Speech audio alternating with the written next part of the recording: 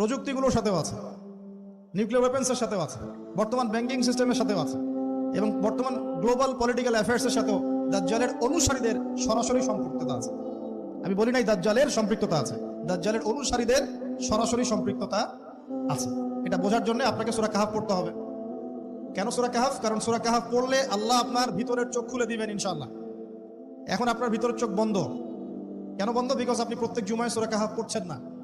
যখন প্রত্যেক জুমায় সূরা কাহাফ অর্থ সহ পড়বেন বা অ্যাটলিস্ট তেলাওয়াত করবেন, দেখবেন ইনশাআল্লাহ আল্লাহ আপনার ভেতরের চোখ খুলে দিবেন।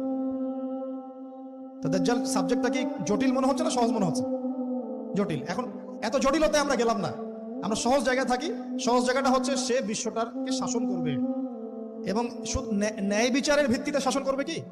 উত্তর না, সে সারা বিশ্বে ফিতনার ফাসাদ সৃষ্টি করবে। যারা তাকে ফলো করবে সে তাদেরকে সমৃদ্ধি দিবে, যারা তাকে ফলো করবে না সে তাদেরকে দুর্ভিক্ষ দিবে।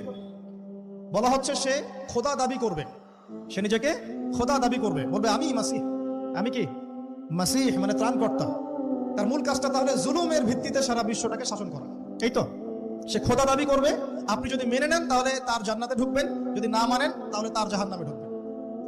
তার জান্নাতে ঢোকা মানে হচ্ছে আসলে জাহান্নামে ঢোকা, আর তার জাহান্নামে ঢোকা মানে হচ্ছে আসলে জান্নাতে ঢোকা।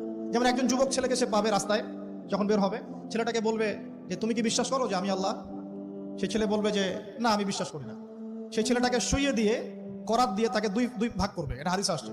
দুই ভাগ করে দেহের দুইটা অংশ দুই দিকে ছুঁড়ে মারবে, এবং সে শক্তিশালী হবে, অনেক ফিজিক্যালি অনেক শক্তিশালী, অনুসারীদের দিক থেকে অনেক শক্তিশালী, পৃথিবীর সব নিয়ন্ত্রণ তার হাতে, বড় মিলিটারি অ্যাফেয়ার্স যা যা আছে সব। তো এর জন্য একটা যুবক ছেলেকে কেটে দুই পিস করে ফেলা কি এমন বিষয়? এখনই তো কত কি করা হচ্ছে, তাই না?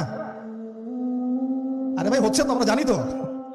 এই যে আমাদের প্যালেস্টাইনের একটা বাবাকে দেখলাম যে ছেলের শুধু হাত আর পা নিয়ে কান্নাকাটি করছে, মাথা নাই, বডি খুঁজে পাওয়া যাচ্ছে না। এখনই তো অনেক কিছু করছে ওর অনুসারীরা। তো সে যখন বেরোবে একটা যুবককে দুই পিস করে ফেলা কোনো বিষয়? একদিক এদিকে ছুঁড়ে মারবে আর একদিক ওইদিকে, এরপরে আবার জীবিত করবে তাকে, আবার জীবিত করবে। মানে তাকে আল্লাহ পাক এরকম কিছু ক্ষমতা দিবেন মানুষকে পরীক্ষা করার জন্য। জীবিত করার পরে বলবে আমি তোমাকে মৃত্যু দেওয়ার পর জীবিত দিলাম, এখন কি জীবন দিলাম, এখন কি তুমি বিশ্বাস করো যে আমি আল্লাহ? এই ছেলে এবার বলবে যে এখন আমার পুরো ইয়াকিন হয়ে গেছে যে তুই দাজ্জাল, কারণ আমি এই হাদিসটা জানতাম যে এক ছেলেকে সেভাবে কেটে টুকরা টুকরা করে আবার জীবিত করে বলবে যে আমি আল্লাহ, তুই কি বিশ্বাস করিস? তবে আমি জানতাম না যে সেই যুবক ছেলে আমি।